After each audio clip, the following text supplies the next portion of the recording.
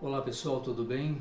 Convido vocês para mais um encontro e eu gostaria de refletir com vocês como tema de hoje os 10 mandamentos. Eu acho que todos nós, por menor que seja o nosso conhecimento sobre as Sagradas Escrituras, nós já ouvimos falar dos 10 mandamentos, né? A lei que o próprio Deus escreveu nas tábuas de pedra lá no Monte Sinai e entregou ao seu povo, aquele povo recém-liberto da escravidão do Egito, né, através de Moisés. Então é sobre essas leis, os 10 mandamentos, e esse contexto relacionando os 10 mandamentos com a nova lei do Novo Testamento, dada por Jesus Cristo, é que nós queremos focar, é que nós queremos refletir com vocês hoje. Mas antes, como nós sempre fazemos, vamos invocar o Espírito Santo para que ele nos conceda o dom do entendimento e possa nos acompanhar e nos dar o discernimento neste dia de hoje também. Vamos iniciar então em nome do Pai, do Filho e do Espírito Santo. Amém. Vinde, Espírito Santo, enchei os corações dos vossos fiéis e acendei neles o fogo do vosso amor. Enviai o vosso Espírito e tudo será criado e renovareis a face da terra. Ó Deus, que instruístes os corações dos vossos fiéis com a luz do Espírito Santo, fazei que apreciemos retamente todas as coisas, segundo o mesmo Espírito, e gozemos sempre de sua consolação, por Cristo e Senhor nosso. Amém. Em nome do Pai, do Filho e do Espírito Santo. Amém. Então, nós já falamos um pouco sobre esse tema no nosso encontro sobre a história da salvação. Então foram 3 episódios, né, onde nós conversamos sobre o Antigo Testamento e mais um onde nós falamos da continuidade da história da salvação com a história da Igreja. Então nós sabemos que ao longo da história do povo de Deus, né, que nós chamamos de história da salvação, desde que Deus elegeu um povo, né, através do seu patriarca que foi Abraão, foi necessário estabelecer para eles algumas regras de convivência, principalmente após a libertação da escravidão no Egito. Isso tudo devido à dureza de coração dos homens daquela época. Eles tinham dificuldades de convivência moral, né, entre eles. Eles não haviam entendido ainda a relação de amor que Deus havia proposto para eles. Então eles ainda estavam naquela convivência do tipo olho por olho, dente por dente, né? Eles cumpriam algumas regras, alguns preceitos que Deus já havia passado aos seus antepassados, mas não por amor, né? Eles obedeciam essas regras, mas com medo da punição do que por amor. Então foi necessário, durante toda essa caminhada desse povo no deserto, até que eles alcançassem a terra prometida, que eles fossem sendo preparados, né, para essa convivência de amor, né? E mesmo assim foi muito difícil para eles, tanto que na época de Jesus Cristo, né, Jesus Cristo veio para fortalecer essa lei, para dar um novo sentido para essa lei, como nós vamos ver logo mais ali na frente. Então a maioria dessas leis e desses ritos, né, de culto, nós vamos encontrar principalmente lá no livro do Êxodo e do Deuteronômio, né, mas elas vão estar ali naqueles 5 primeiros livros do Antigo Testamento que nós chamamos de Pentateuco e que os judeus, né, conhecem e chamam de Torá, que significa a lei. Os 10 mandamentos, né, ou decálogo, né, decálogo, essa palavra significa 10 palavras, é portanto a totalidade das leis. Ou seja, Deus quis, dentro desses 10 itens, dessas 10 leis, dar a ele a totalidade da forma como eles deviam conviver entre eles e também com as demais nações à sua volta. E essas leis constituem os textos escritos diretamente pelo Criador, né, em tábuas de pedra e entregues a Moisés. O papel de Moisés naquela época era preparar o coração e a alma do seu povo para a posterior vinda do Messias, que é o Jesus Cristo. Eles nessa época ainda não podiam entender a realidade do amor, mas esses 10 mandamentos já revelava para eles, nas suas prescrições, o amor. Nos 3 primeiros mandamentos eram mandamentos de amor a Deus, e nos demais 7 mandamentos estavam prescritos ali regras de convivência em relação ao amor que eles deviam ter entre eles, né, o amor ao próximo. Moisés viveu num contexto no qual o povo israelense, assim como todo o restante da humanidade, incluindo os povos, né, que habitavam em volta deles, eles estavam mergulhados na mais completa ignorância espiritual, sem nenhuma disciplina, sem ética, carente de todos os preceitos morais, entregues à total violência, como nós falamos, né, olho por olho, dente por dente. O profeta Moisés tinha como missão guiar seus conterrâneos da escravidão do Egito até a terra prometida. E foi nesse contexto, lá no Monte Sinai, que Moisés recebeu os 10 mandamentos das mãos de Deus, selando assim uma nova aliança entre Javé e Israel. Então, esse contexto do Monte Sinai foi logo em seguida, logo após a saída deles lá do Egito, a libertação deles da escravidão.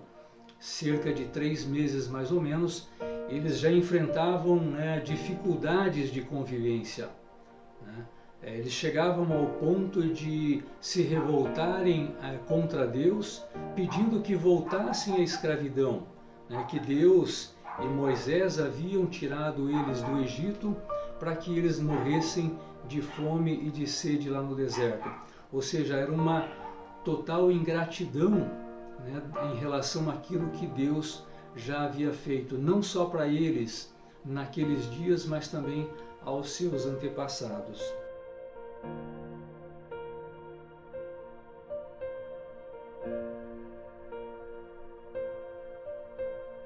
Vamos falar um pouquinho sobre os 10 mandamentos, mas eu gostaria de falar com vocês da seguinte forma.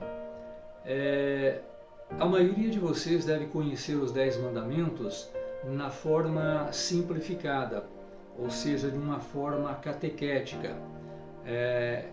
Esses 10 mandamentos, eles tiveram os seus títulos abreviados ou simplificados para facilitar o ensinamento, facilitar a catequese, principalmente a catequese dos pequenos, né, dos adolescentes e crianças.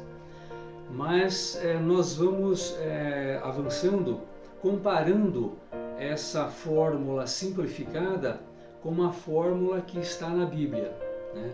E isso vai ajudar a gente a entender um pouco quando talvez você já tenham ouvido, né, algumas pessoas que criticam essa fórmula simplificada por desconhecimento, por falta de estudo, dizendo que a igreja alterou os mandamentos, né? E nós sabemos que isso não é verdade, porque na Bíblia, impressa por editoras católicas, e nas Bíblias, né, impressas por editoras evangélicas, o conteúdo, né, é o mesmo, né? Existem algumas diferenças na totalidade dos livros, como nós já vimos lá no nosso encontro sobre a introdução às Sagradas Escrituras, mas isso é uma outra história. Na verdade, os livros que são comuns, tanto na igreja evangélica quanto na igreja católica, não tem diferença, o conteúdo é o mesmo. Então essas acusações, elas são apenas por desconhecimento. Então vamos ver como que ele está no Catecismo da Igreja Católica. Lá diz assim: o primeiro mandamento é amar a Deus sobre todas as coisas. O segundo, não tomar o seu santo nome em vão. O terceiro, guardar domingos e festas de guarda. O quarto, honrar pai e mãe. O quinto, não matar. O sexto, não pecar contra a castidade. O sétimo, não furtar. O oitavo, não levantar falso testemunho. O nono, não desejar a mulher do próximo. E o décimo, não cobiçar as coisas alheias. Então esses são os 10 mandamentos na forma simplificada, como ele está no Catecismo.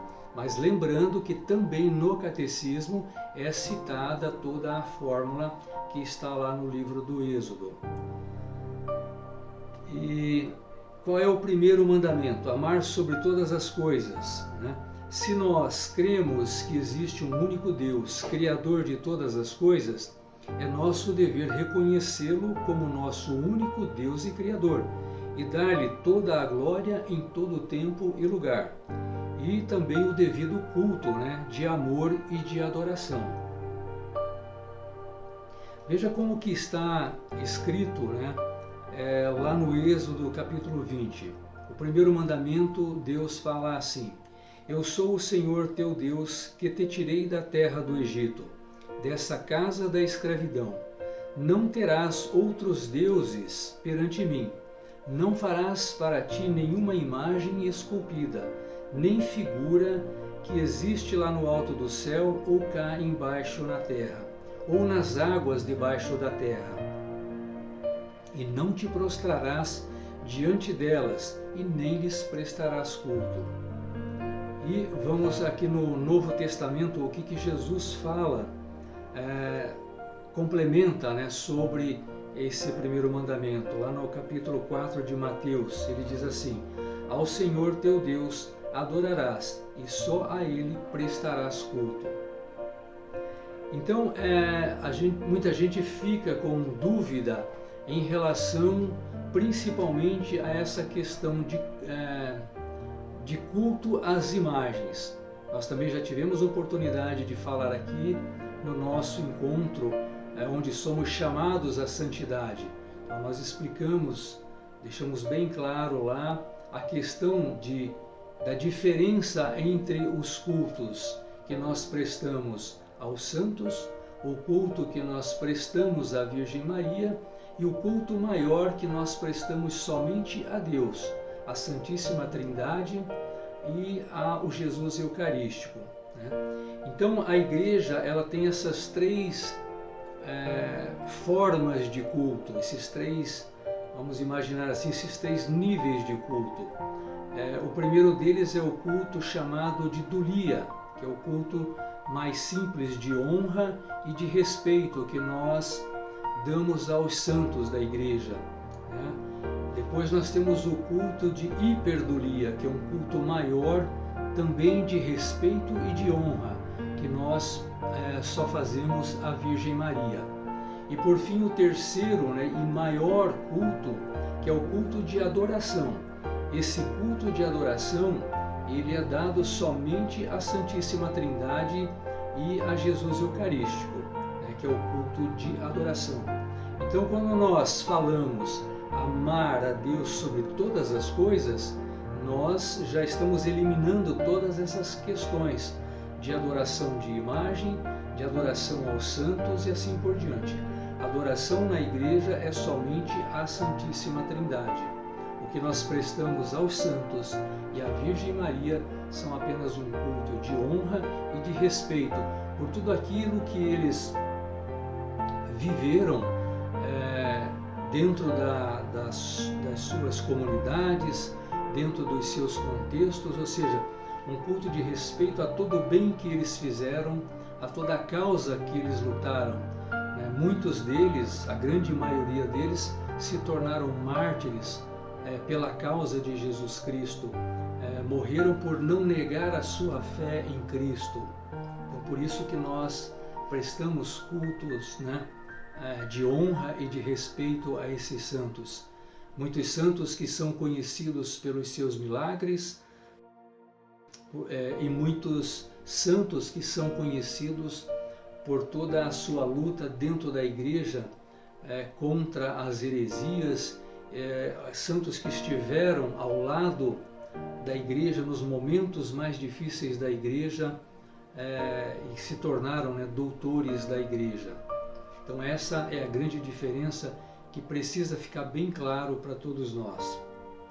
Então esse mandamento, esse primeiro mandamento, ele não nos proíbe, não nos tira o direito de termos imagens de santos e da Virgem Maria em nossa casa ou nas igrejas, como é tradição na Igreja Católica. O grande problema da idolatria não é o fato de você ter uma imagem desses santos ou da Virgem Maria dentro de casa. O que realmente nos proíbe esse mandamento, e é aí que nós precisamos estar muito atentos, que aí sim pode caracterizar essa questão da idolatria. O que é idolatria para nós? É a adoração de deuses falsos, crer em outros deuses que não sejam o nosso Deus Criador, o nosso Deus único. O que realmente nos proíbe esse mandamento e que nós precisamos estar sempre muito atentos, para não cairmos nesses erros e aí sim cometermos o risco de idolatria. Nós não podemos, como cristãos, crer em qualquer coisa contrária à fé apostólica, ou seja, aquilo que os apóstolos nos ensinou, ou sequer admitir qualquer dúvida em relação a isso. Então nós não podemos ter dúvidas daquilo que está na Sagrada Escritura ensinada pelos apóstolos, aquilo que está escrito tanto nos quatro evangelhos, como nas cartas paulinas e nos demais livros e assim por diante. Nós não podemos de maneira alguma desconfiar da misericórdia e da bondade de Deus.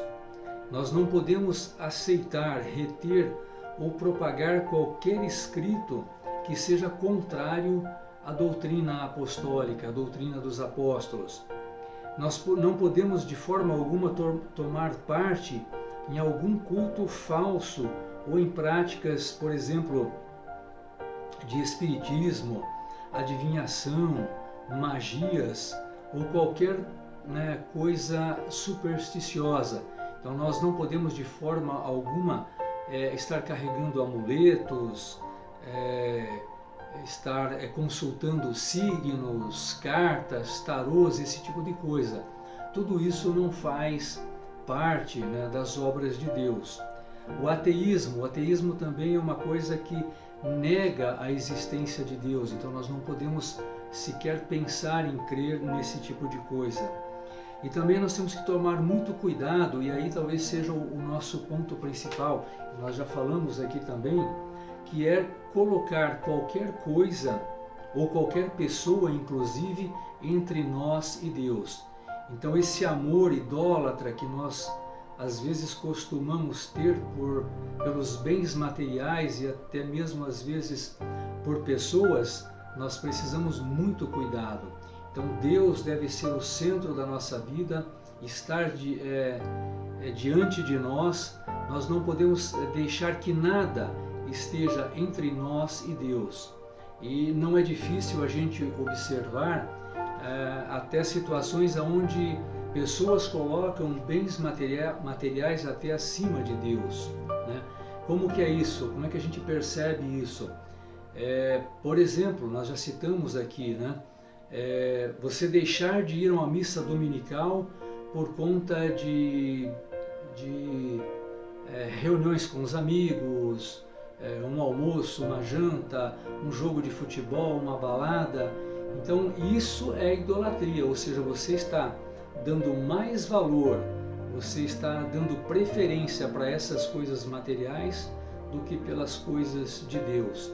Então, nós vamos ver no terceiro mandamento que a igreja não nos proíbe, no domingo, a questão do descanso, da convivência familiar e tudo mais, mas como primeira obrigação nós temos que participar da Eucaristia, da missa dominical. Lembrando que a missa dominical são aquelas missas, a partir do sábado à noite.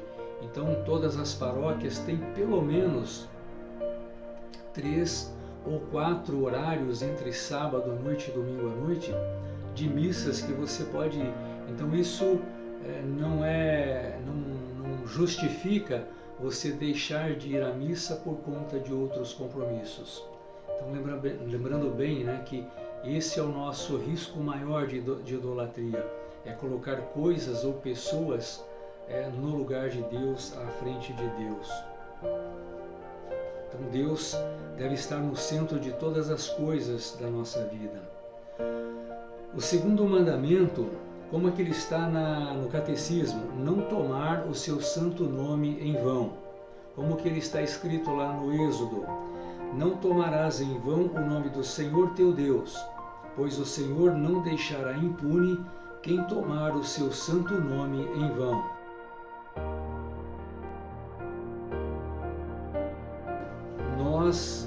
O próprio Jesus Cristo, quando ele nos ensinou a rezar, através da oração do Pai Nosso, ele já começa dizendo assim: Pai nosso que estais no céu, santificado seja o vosso nome.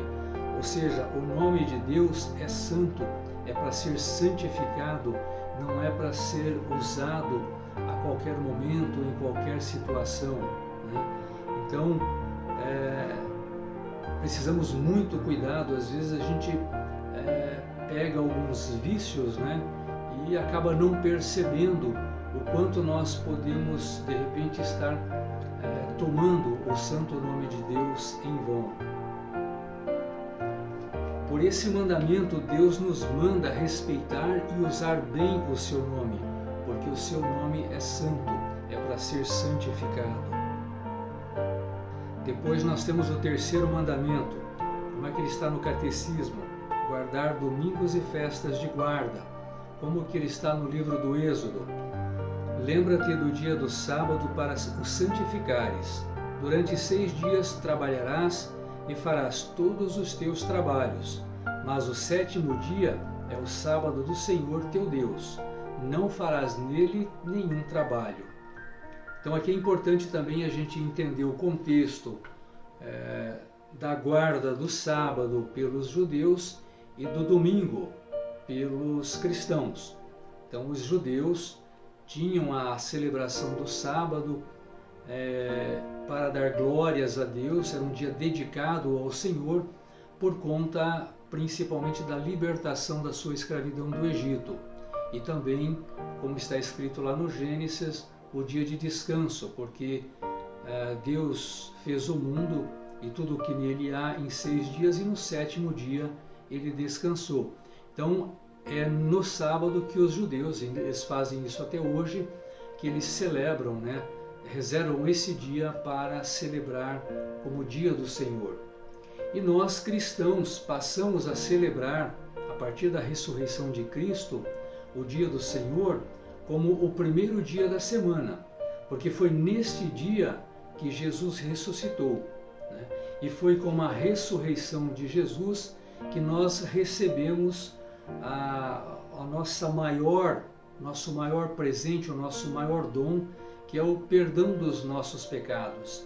Então, enquanto os judeus celebram a libertação da sua escravidão do Egito, nós, como cristãos, celebramos a libertação dos nossos pecados. Então isso já é tradição desde a igreja nascente. Os primeiros apóstolos, logo após a ressurreição, logo que eles fundaram as primeiras comunidades, eles já partiam o pão, já celebravam a Eucaristia no primeiro dia da semana, que é o domingo. E é tradição, né, do cristão até hoje celebrar, reservar esse dia do Senhor no domingo. Então, para nós cristãos, a maior festa, a maior celebração que nós podemos fazer é a ressurreição de nosso Senhor Jesus Cristo. A celebração dominical da Eucaristia do Senhor está no coração da vida da Igreja. O domingo em que se celebra o mistério pascal por tradição apostólica deve guardar-se em toda a Igreja como o primordial dia festivo. Do mesmo modo, a Igreja nos ensina que nós devemos guardar também os dias do Natal de nosso Senhor Jesus Cristo, a Epifania, que é a apresentação pública de Jesus, que é celebrada para nós católicos como a festa dos Reis Magos, né, dos Magos, onde Jesus foi apresentado pela primeira vez, que devemos celebrar também a ascensão de nosso Senhor, ou seja, a subida dele ao céu. Devemos celebrar também o corpo e o sangue de Cristo, a nossa solenidade de Corpus Christi. Devemos também celebrar a Nossa Senhora como Santa Mãe de Deus e a sua Imaculada Conceição, a sua Assunção também ao céu, e as festas de São José e dos apóstolos de São Pedro e São Paulo, né? E finalmente nós devemos celebrar também a festa de todos os santos, ou seja, todos aqueles que estão já junto do Pai, que fizeram a vontade de Deus, que viveram nesta vida fazendo a vontade de Deus. Depois nós temos o quarto mandamento, como que ele está no Catecismo: honrar pai e mãe. Como é que ele está no livro do Êxodo? Lá diz assim: honra pai e mãe, a fim de prolongares os teus dias na terra que o Senhor teu Deus te vai dar. Então aqui fica clara, né, que para Deus nós devemos honrar nossos pais e nossas mães, né? Então o próprio Evangelho de Lucas, ele nos dá um exemplo de que Jesus, ele honrava, ele respeitava José e Maria. Esse trechinho que eu vou ler diz assim: e desceu com eles e foi para Nazaré, e era-lhes submisso. Outras traduções diz, né, que ele era-lhes obediente. Esse verso, ele faz parte daquele contexto quando a família, né, de Jesus estava em Jerusalém e saíram, né, de volta para Nazaré, que era a sua terra, e no meio do caminho, em algum ponto, eles perceberam que Jesus não estava com a comitiva. Então eles voltaram para Jerusalém apressadamente e, procurando Jesus, encontraram ele lá no templo, conversando, né, com os doutores da lei, né? Então José e Maria falam com Jesus, né, e a partir disso eles voltam para alcançar a comitiva. E Lucas encerra esse trecho do Evangelho dizendo: e desceu com eles, né, Jesus desceu com eles e foi para Nazaré, onde lhes era submisso, onde lhes era obediente. São Paulo também, na sua carta aos Efésios, no capítulo 6, diz assim: filhos, obedecei aos vossos pais no Senhor, pois é isso que é justo. Honra pai e mãe, pois este é o primeiro mandamento com uma promessa, para que sejas feliz e gozes de vida longa sobre a terra. Então é aquilo que está lá no livro do Êxodo. É um mandamento que ele vem acompanhado de uma promessa de Deus, ou seja, honrar pai e mãe, a fim de prolongares os teus dias nesta terra. O respeito dos filhos revela-se na docilidade e na obediência. Vejamos alguns versos de Provérbios. Observa, meu filho, as ordens de teu pai, e não desprezes os ensinamentos de tua mãe.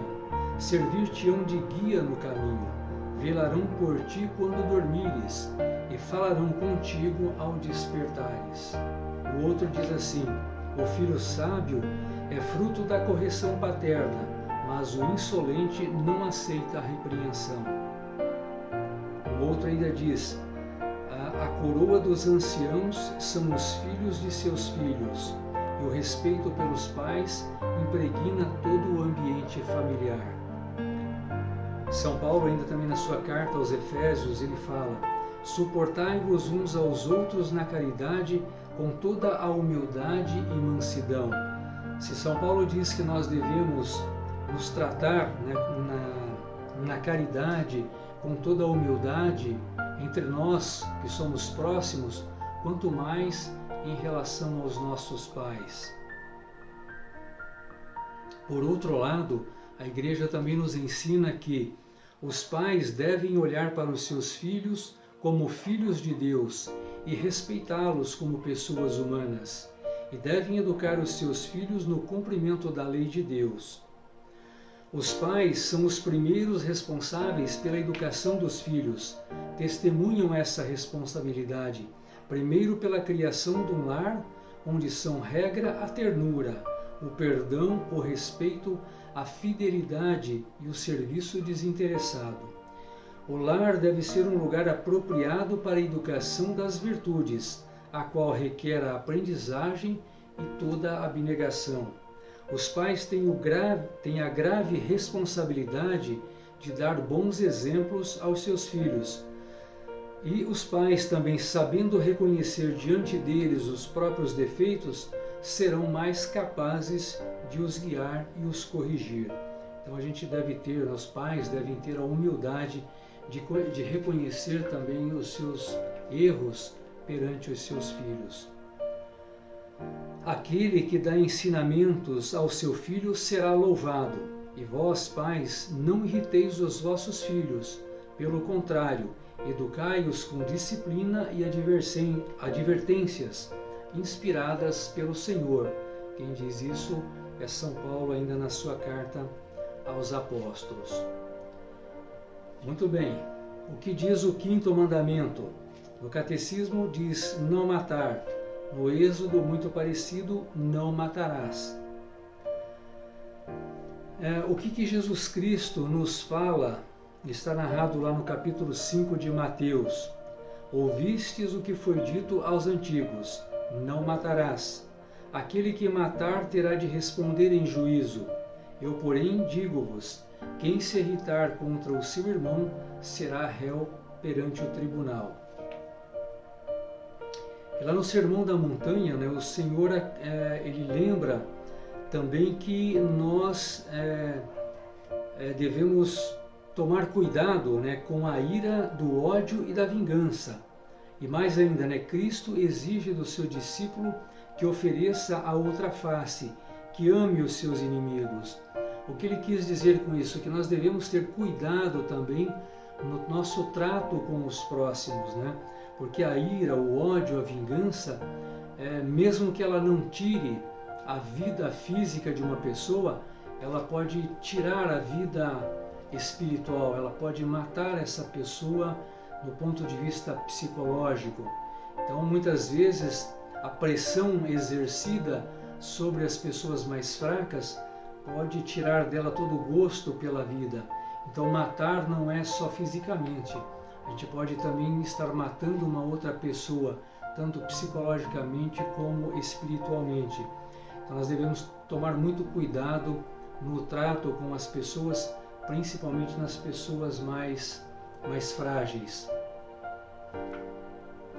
O que a Igreja nos ensina em relação à legítima defesa? Diz assim: o amor para consigo mesmo permanece um princípio fundamental de moralidade e, portanto, legítimo fazer respeitar o seu próprio direito à vida. Quem defende a sua vida não é réu de homicídio, mesmo que se veja constrangido a desferir sobre o agressor um golpe mortal.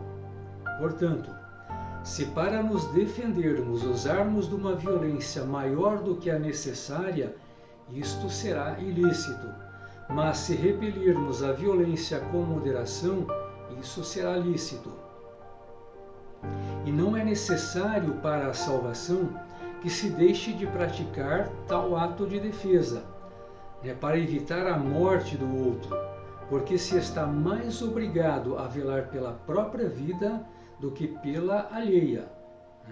Isso quem disse foi São Tomás de Aquino, num dos seus escritos chamado Suma Teológica. Então, é uma interpretação da Igreja de que uma morte em legítima defesa, ela não nos leva a ser réu perante o tribunal de Deus. Mas aí precisa muito cuidado, é importante que se reflita muito bem esse tema. E o que a Igreja nos ensina sobre o aborto? Ela diz assim: a vida humana deve ser respeitada e protegida de modo absoluto, a partir do momento da concepção. Desde o primeiro momento da sua existência, devem ser reconhecidas a todo ser humano os direitos da pessoa, entre os quais o direito inviolável de todo ser inocente à vida.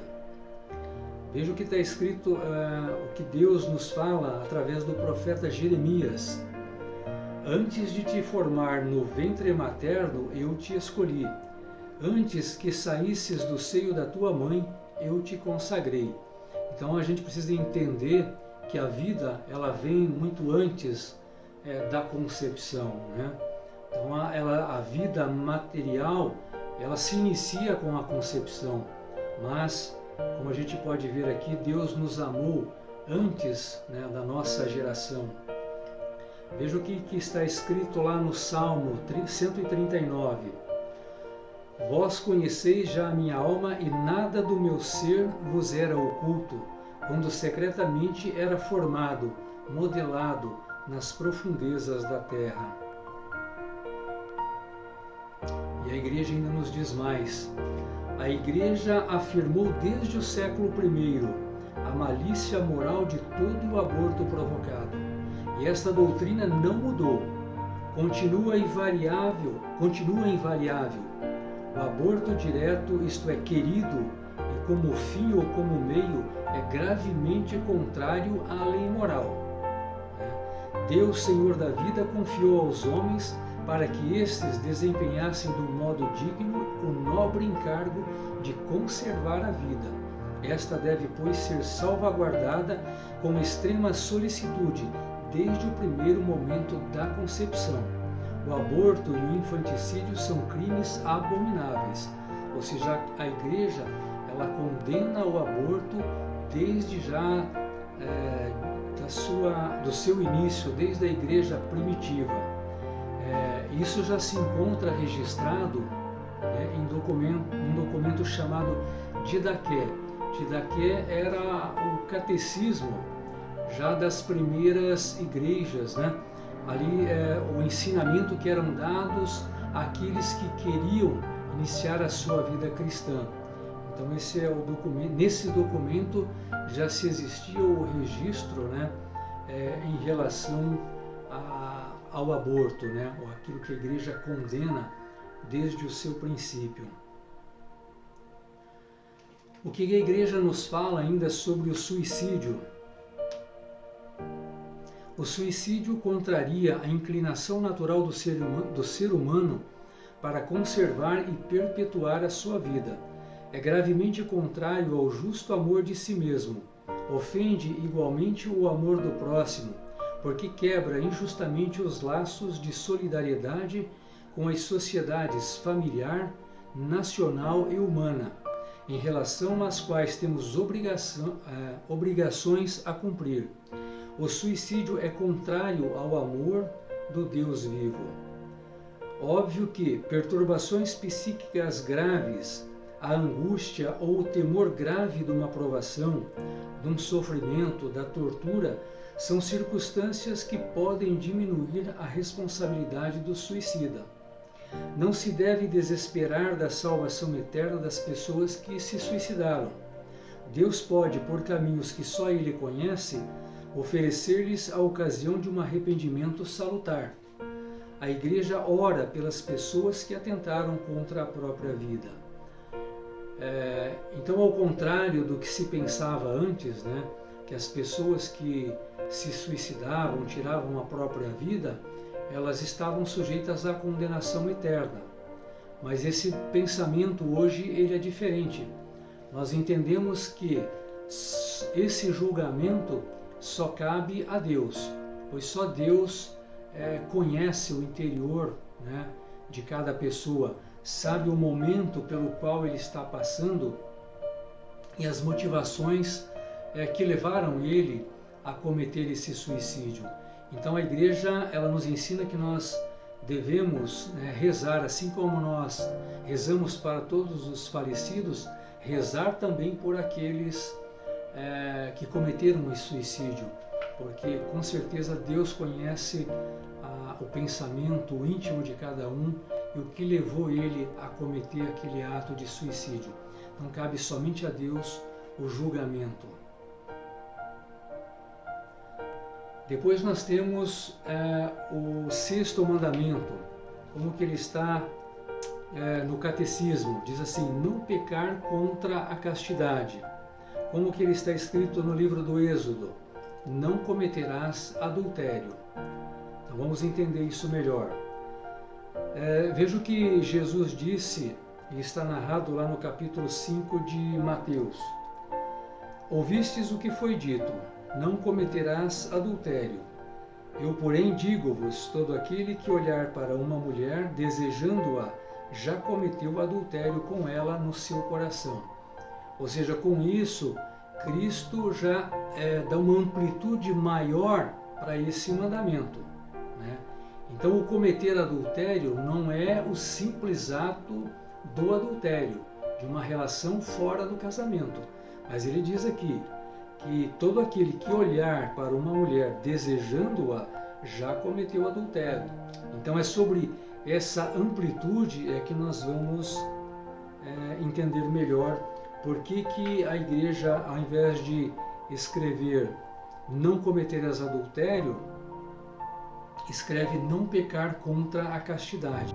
Embora no texto bíblico se leia não cometerás adultério, a tradição da igreja segue todos os ensinamentos morais do Antigo e Novo Testamento e considera o sexto mandamento como englobando todos os pecados contra a castidade, entre eles o adultério.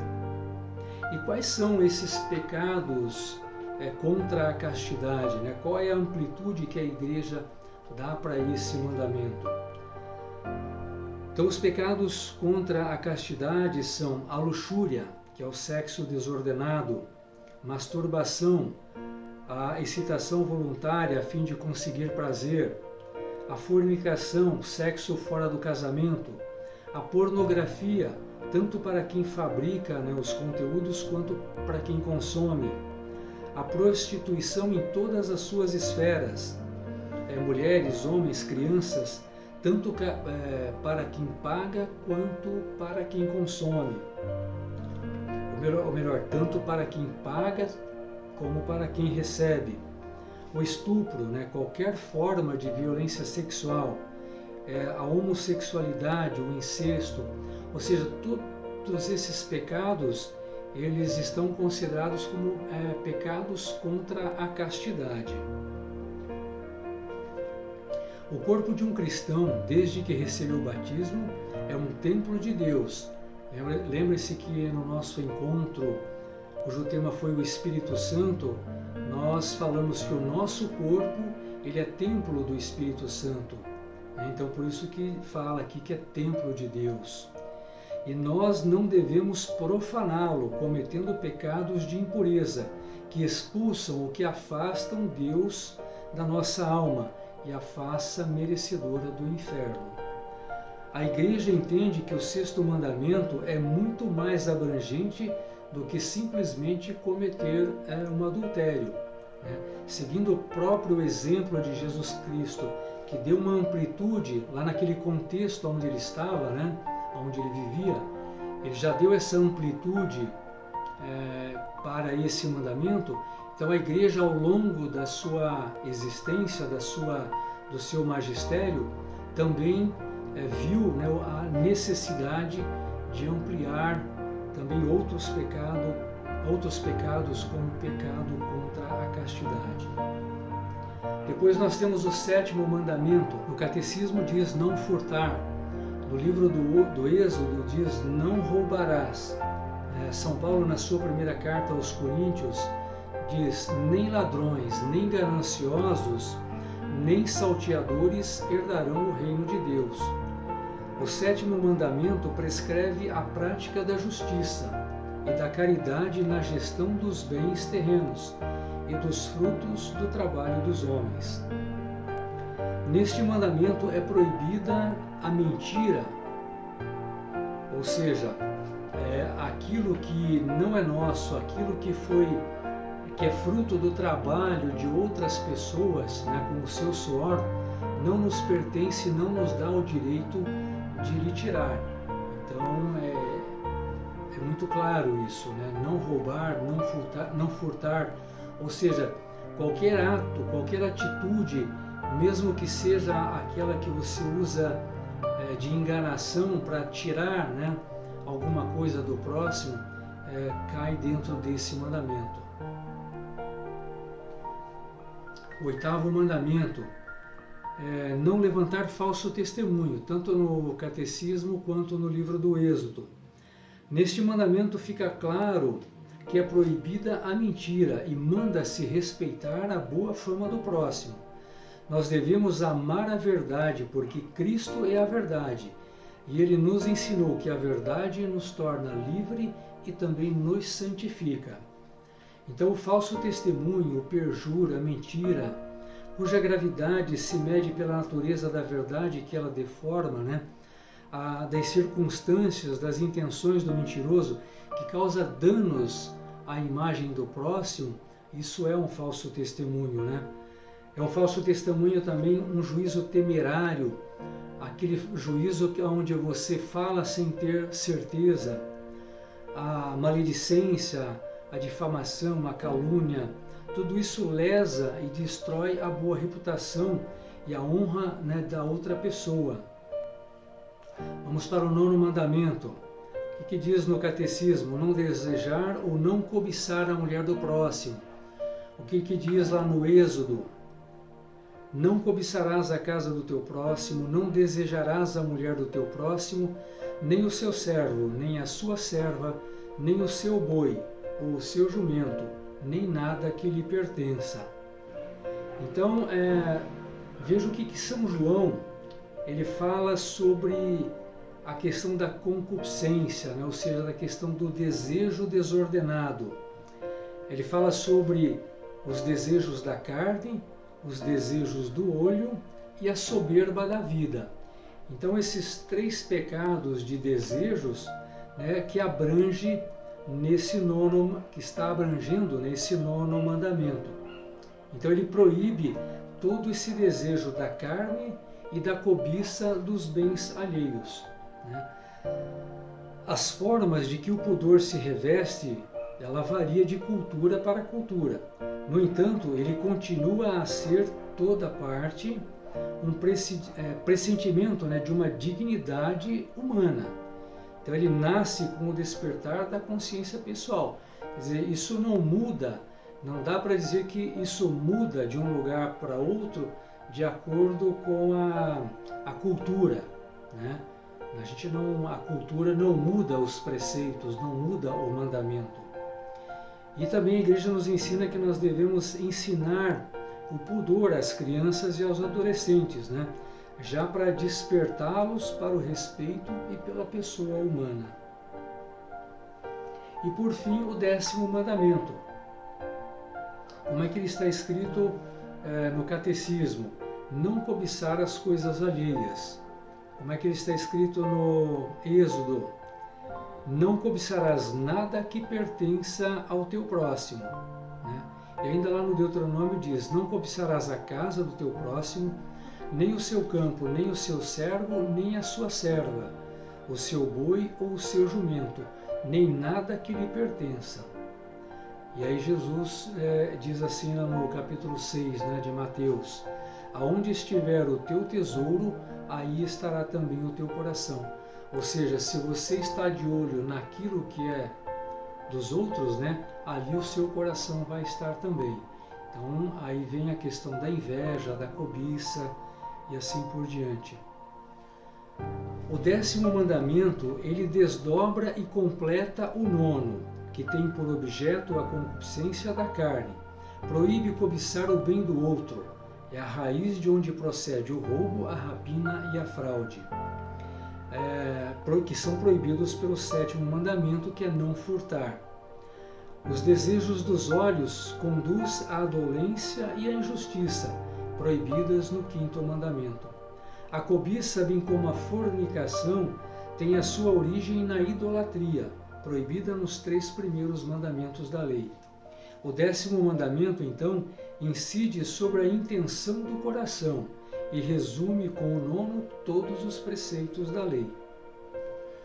O 10º mandamento, ele proíbe a cobiça do bem alheio, que é a raiz do roubo, da pilhagem e da fraude.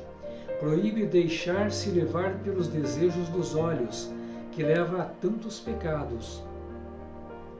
Proíbe a avareza e a inveja, que são inimigas da ordem e da concórdia entre os indivíduos, as famílias, os povos e as nações. Pela cobiça dos bens alheios, quantas rinhas e inimizades entre irmãos e entre povos. Quantas desavenças familiares e adultérios por desejar a mulher do próximo. O 10º mandamento da lei nos ensina a viver desprendidos dos bens materiais e a trabalhar com diligência para melhorar a nossa situação atual, com o coração aberto às necessidades dos demais. Então devemos estar, os nossos bens, eles devem estar também a serviço daqueles que mais precisam. O que disse Jesus no Evangelho sobre os 10 mandamentos, ou a lei de Moisés? A gente viu que volta e meia, Jesus se confrontava com os doutores da lei. Aqui nós temos um trecho de um desses confrontos, que diz assim: E os fariseus, ouvindo que ele fizera emudecer os saduceus, reuniram-se no mesmo lugar, e um deles, doutor da lei, interrogou a Jesus para o experimentar, dizendo: Mestre, qual é o grande mandamento da lei? E Jesus disse-lhe: Amarás o Senhor teu Deus de todo o coração, e de toda a tua alma, e de todo o teu pensamento. Este é o primeiro e grande mandamento. Então a gente vê aqui nessa resposta de Jesus Cristo que ele já dá uma nova conotação naquele primeiro mandamento que foi dado a Moisés, que diz lá assim: Eu sou o Senhor teu Deus que te tirei da terra do Egito, dessa casa da escravidão. Não terás outros deuses perante mim. Não farás de ti nenhuma imagem esculpida, nem figura que existe lá no alto do céu, nem cá embaixo na terra, ou nas águas debaixo da terra. E não te prostrarás diante delas, nem lhes prestarás culto. Veja como nós falamos no início, que aquele povo, eles estavam vivendo a lei, mas sem a conotação do amor. Eles estavam vivendo e obedecendo essa lei, mas muitos até, como era o caso dos fariseus, dos saduceus, dos doutores da lei, mais por uma vivência de aparência do que realmente seguir estritamente a lei, aquilo que Deus pedia para eles, que era o amor entre eles e o amor a Deus. Então essas regras, esses 10 mandamentos que Deus havia dado a eles através de Moisés, era para que eles melhorassem a sua convivência, vivessem com mais amor.